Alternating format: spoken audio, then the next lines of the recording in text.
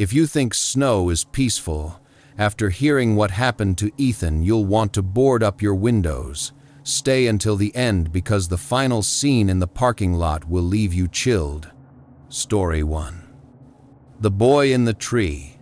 My name is Ethan. I live close to a stretch of woods that people treat like background scenery, something you drive past on the way to groceries, something you forget is there until the leaves change or the wind gets loud. In winter, I watch the weather the way some people watch the news, not because I'm disciplined, but because I hate being surprised by ice and bad roads.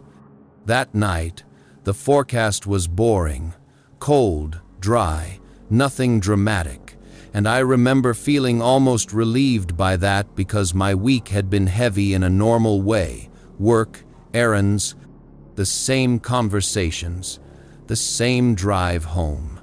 I was in my room, reading, when I noticed the light outside looked brighter than it should. I pulled the curtain and saw snow falling hard, thick flakes dropping straight down like the air had decided to turn solid. It wasn't a gentle drift. It was immediate, heavy, like someone flipped a switch while I wasn't looking. Within minutes, the ground started turning white, and the street looked clean in a way that never lasts. I stood there longer than I meant to. Snow does that. It makes the world feel quieter and new, and it tricks you into thinking you're safe because everything looks soft. I should have stayed in. I had no reason to go anywhere. But the urge hit fast, the same urge I always get when it snows at night, to go out and take a walk and feel like I'm inside something rare. I threw on my coat, boots, gloves, and drove to a local trailhead a few minutes away, the kind of place people use in daylight and ignore after dark. The parking lot was empty, no headlights, no engines, no fresh tracks cutting through the new snow. I turned off my car and sat for a moment, listening, because when snow falls like that, it swallows sound and makes even your breathing feel like it carries too far. I stepped out, and the cold hit clean, not brutal, just sharp enough to wake you up. The woods looked darker than usual because the snow made the gaps between trees look deeper. I started walking, hands in my pockets, head down against the flakes, following the trail like I'd done before, letting the crunch of my boots become the only proof I was there. At first, it felt peaceful, the kind of peaceful that makes you think you needed this, like you're washing noise out of your head. I walked until the road felt far away. I wasn't counting time, but it was long enough that the snow started sticking to my shoulders and sleeves, long enough that my footprints behind me looked like the only thing disrupting the white. I stopped at a point where the trail narrowed, where the trees leaned closer, and I looked up to watch the snow fall through the branches. That was the exact moment I heard a voice. It didn't sound like wind or an animal.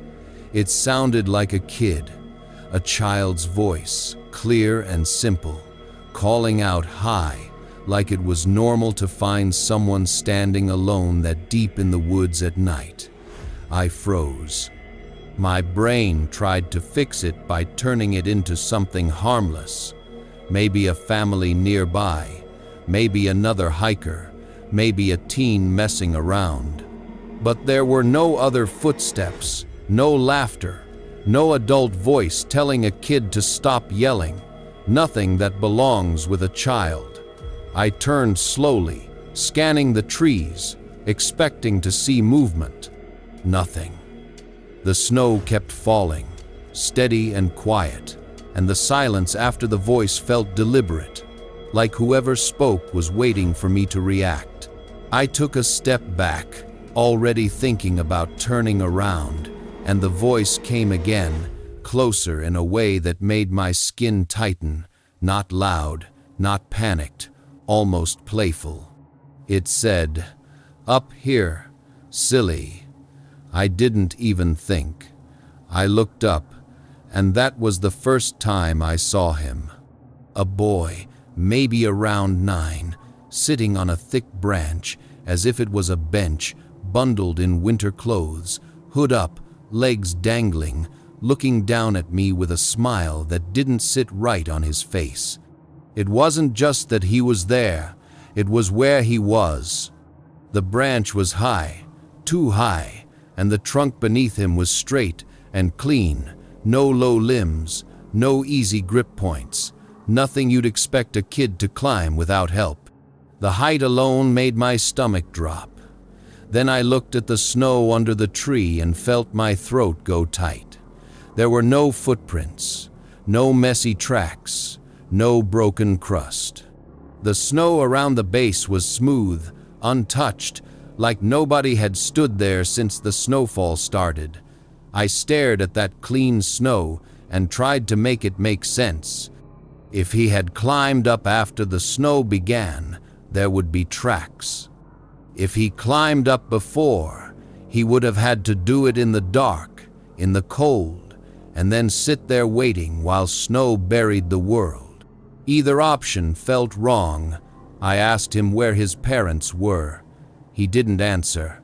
He just kept smiling like he liked being looked at. I asked him how he got up there.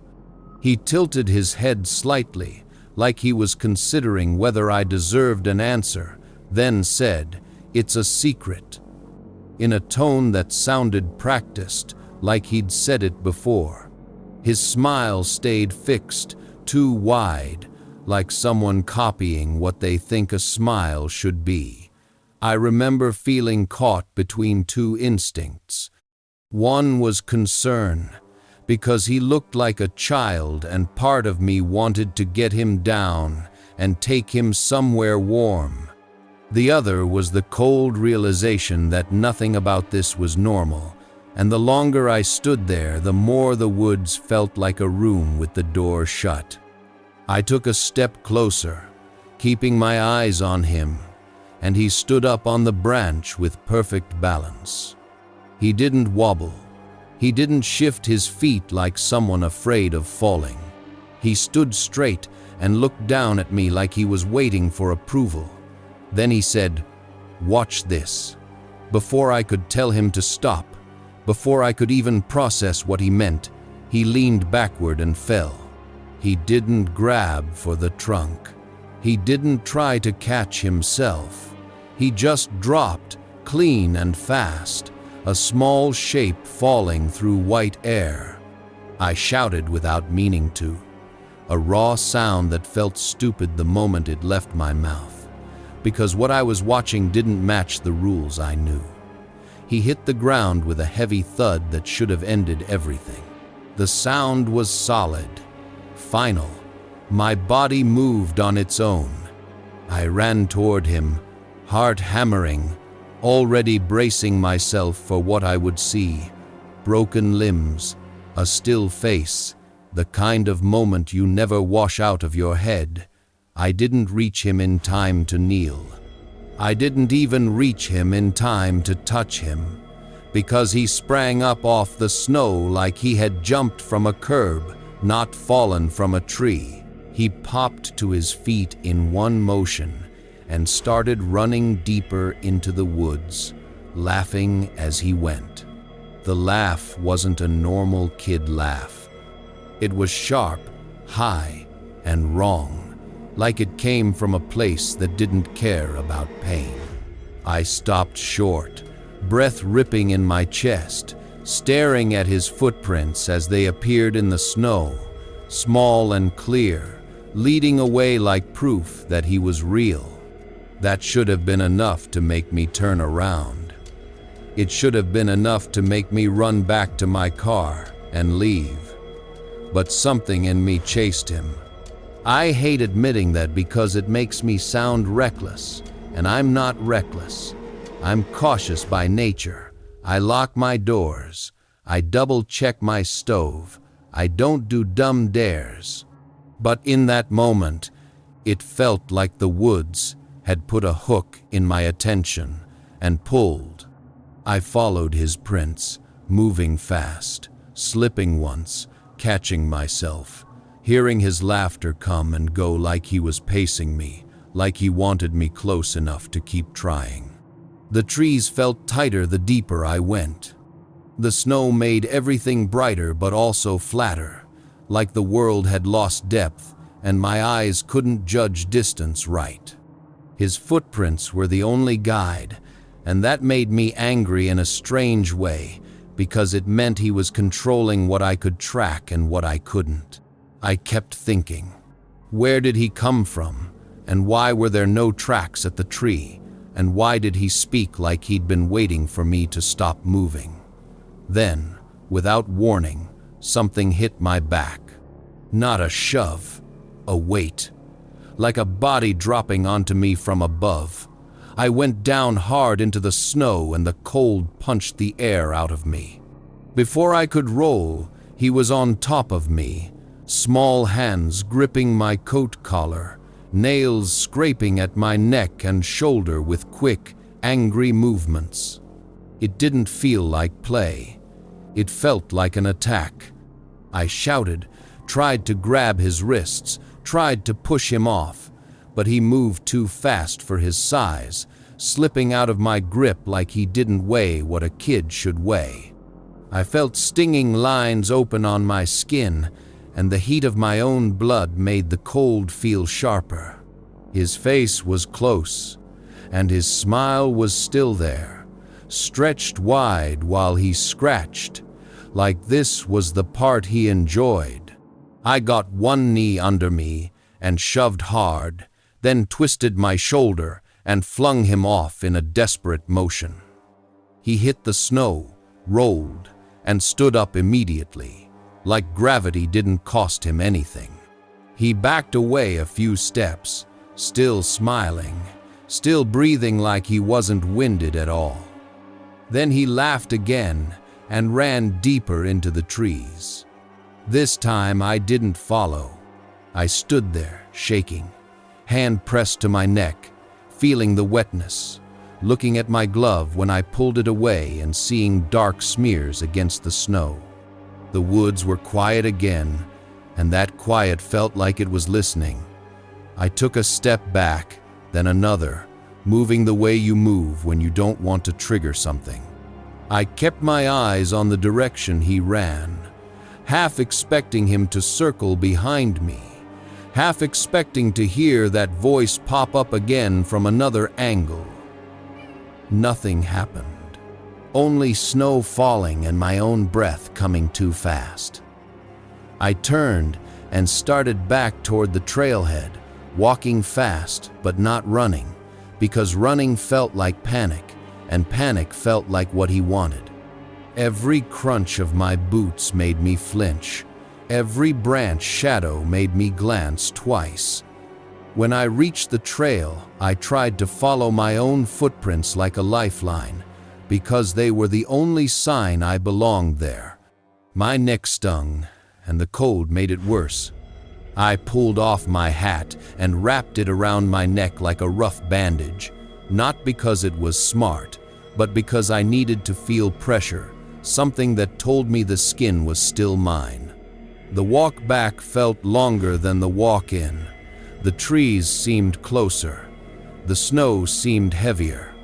When my car finally came into view, I felt something close to relief for the first time, but it didn't last. The parking lot was still empty. No other cars had arrived. No other tracks had appeared. The world hadn't changed while I was gone, which meant nobody was coming to make this normal.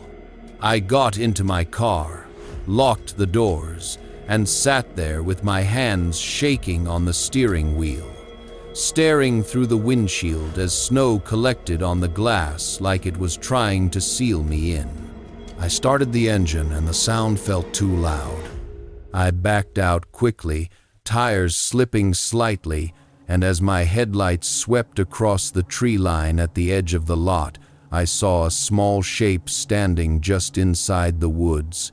It was child-sized, Still, not waving, not running.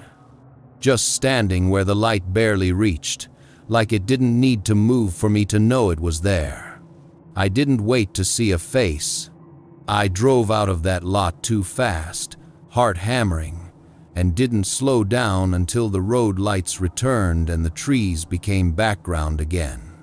The next day, in daylight, I tried to tell myself it was shock, that I'd fallen into branches, that the kid was a prank, that my mind had filled in gaps because snow makes everything feel unreal. But I couldn't build a story that explained the clean snow under the tree, the fall that should have broken him, or the way he appeared again at the edge of the lot like he knew I would look there. I didn't report it. I didn't know how to say. A boy attacked me in the woods and there were no tracks until he decided there should be. All I know is this: I used to think snow made things quiet. Now I think it makes things hidden. And sometimes, when it starts falling hard without warning, I catch myself listening for a child's voice, because I'm not afraid of the woods anymore. I'm afraid of how easily something out there learned the exact moment to speak. If you ever see an accident in the middle of a storm and there are no tire tracks in the snow, run. Lucas didn't, and he almost didn't live to tell the tale. Stay until the end, because the police's response will leave you reeling. Story 2. The Empty Plow. My name is Lucas. This happened during winter break when I was 19, old enough to think I knew better and young enough to ignore that voice in my head that tells you when something is a bad idea. My parents were away.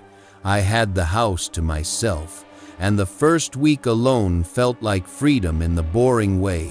Frozen meals, staying up late, sleeping in, nothing dangerous.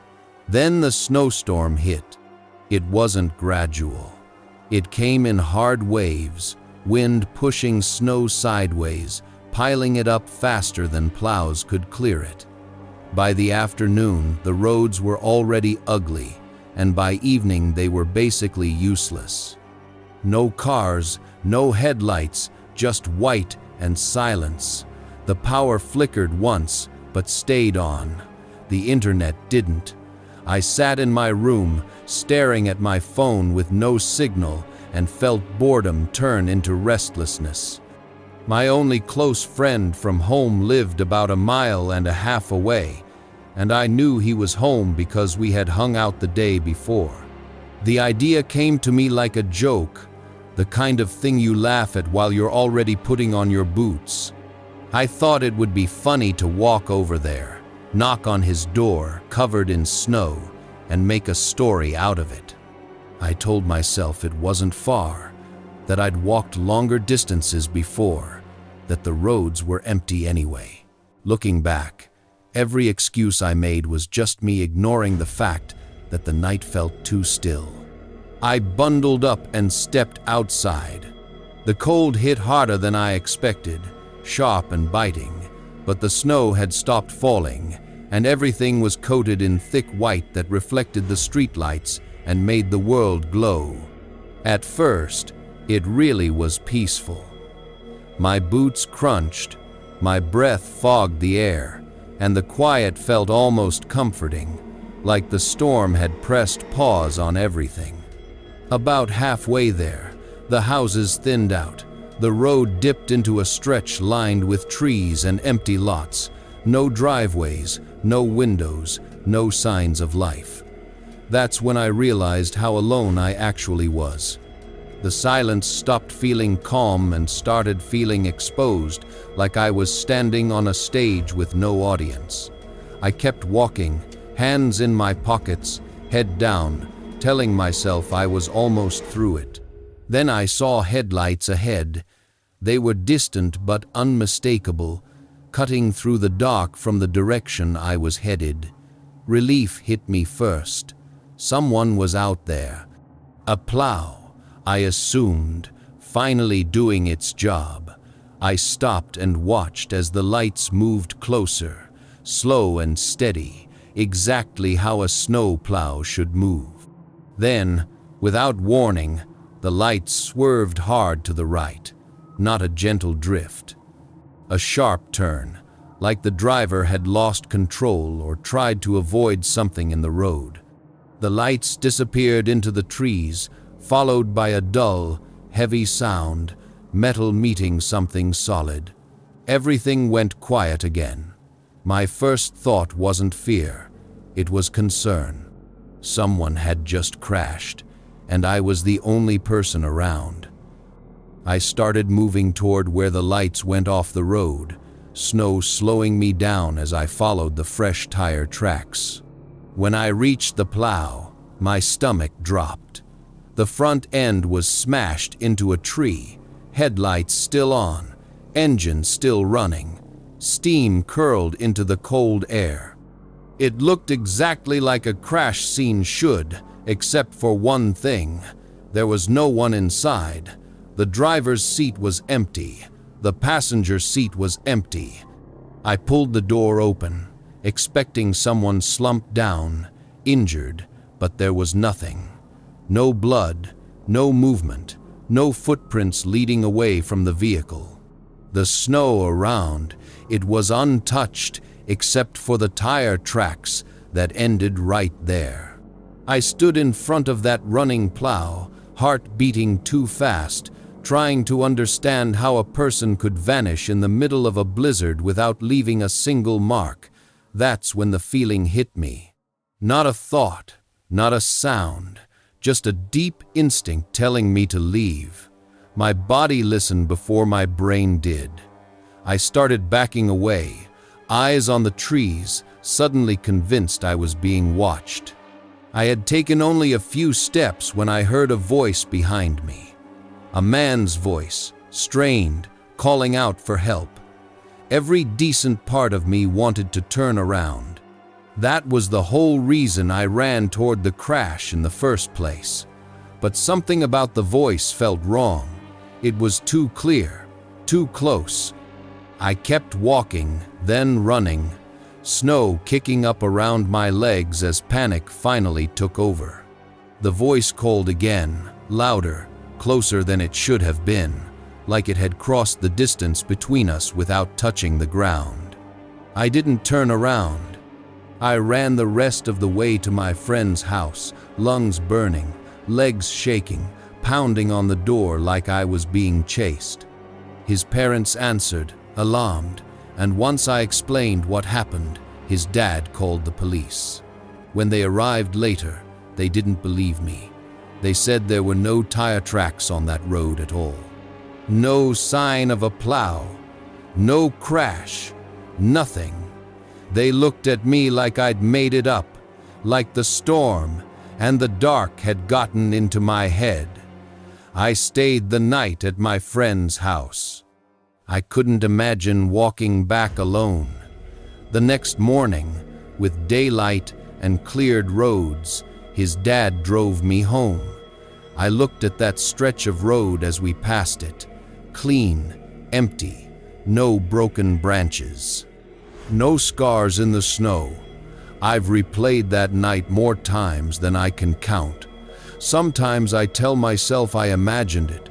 Other times I wonder what would have happened if I had turned around when that voice called for help. I don't walk alone in snowstorms anymore. Not because of the cold, but because I learned how easy it is for something to set a scene, then erase it completely. Don't move. Stick around until the very end, because I saved the heaviest part for the finish. You think the snow means peace. You're gonna lose your mind when you hear about the guy Sebastian saw in the blizzard. Short sleeves, a fixed stare, and he knows exactly where you live. This is Tales of the Darkness, and winter is watching you.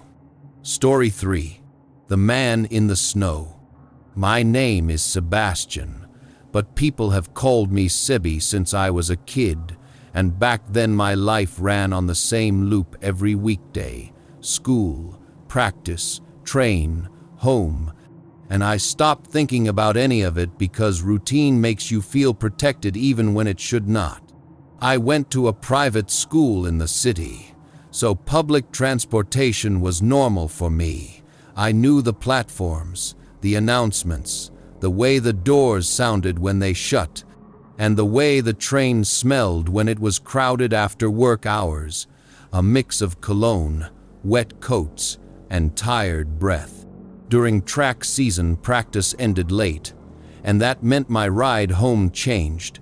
The cars were packed with commuters, and the vibe was colder. Nobody talked. Everyone stared through the windows like they were trying to leave their day behind before they even got off. I usually rode with my two closest friends from the team. We would sit together and talk low, but that night the weather turned fast, and it broke the usual flow before we even realized it. Snow started the moment the train pulled out, like it had been waiting for us to move, and at first it looked normal through the glass, just flakes catching the light. But in minutes, it turned heavy and aggressive, wind pushing it sideways so hard the outside world became a white blur. The train slowed more than usual between stops, and you could feel the tension shift in the car. People checking their phones, people leaning toward the windows, people listening for updates. Then the announcement came over the speaker in that flat voice that tries to sound calm. It said our train would be the last running on the line because conditions were getting worse and service was being suspended. I remember my friends looking at each other like it was funny in a stressed way, like we had just been included in something rare, but my stomach tightened because I knew what my stop was like. Their stop was active, dense, streets, houses, lights, a short walk. Mine was isolated. After my station, there was a highway crossing, and then a stretch of woods that cut between roads, and in good weather it was just a shortcut I used to save time. In a blizzard, it became a corridor with no witnesses. When my friends got off, they tried to act normal about it. Quick jokes, quick goodbyes, but I could tell they were relieved to leave the storm behind. And as the doors closed and the train pulled away again, the car got emptier and quieter. By the time we reached my station, there were barely any passengers left, and when the train finally stopped and the doors opened, I stepped out and realized I was the only one getting off. The platform was empty, no cars in the lot, no parents waiting, no workers, no plows, just wind and snow whipping across the concrete under harsh lights. The station looked unreal, like a set built for one person. I stood there for a few seconds trying to decide if I should call home, but my phone had weak service and the screen was already damp from snow. I told myself I did not have a choice, that standing there would not change anything, and I started walking toward the exit with my head down against the wind.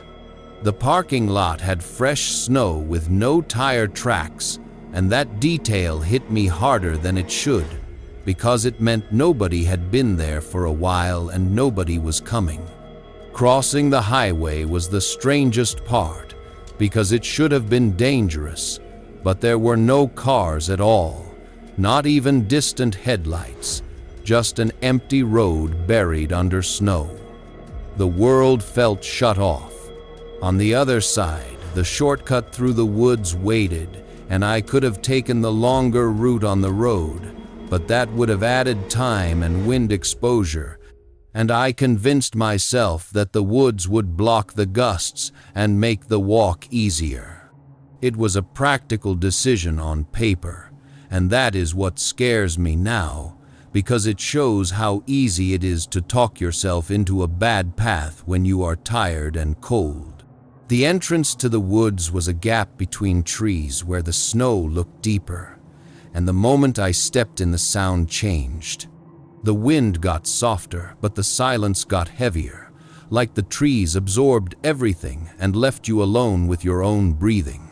My boots sank into powder and my steps made a steady crunch, and after a few minutes the world behind me felt far away, like the station had been a story I already finished. I focused on getting home, on keeping my pace steady, on not slipping. I remember thinking I should not look around too much because it would make me feel worse. I walked like that for a while, head angled down, watching my feet, and then I happened to glance up. The moment I did, my body stopped on its own. A man was standing ahead of me on the path, facing me directly, not off to the side, not moving, just planted there like a barrier. He was close enough that I could see his posture clearly, but far enough that the snow and the dark softened details. What I saw first was his clothing, because it made no sense. He was wearing shorts and a short-sleeved shirt in the middle of a blizzard. His legs were bare. His arms were bare. No gloves, no hat. That alone should have been impossible. Then I saw his face. He was smiling, wide and stiff, like his mouth was performing something his eyes did not agree with. The smile looked wrong, not friendly, not amused, more like a display. I did not speak. I did not ask if he needed help.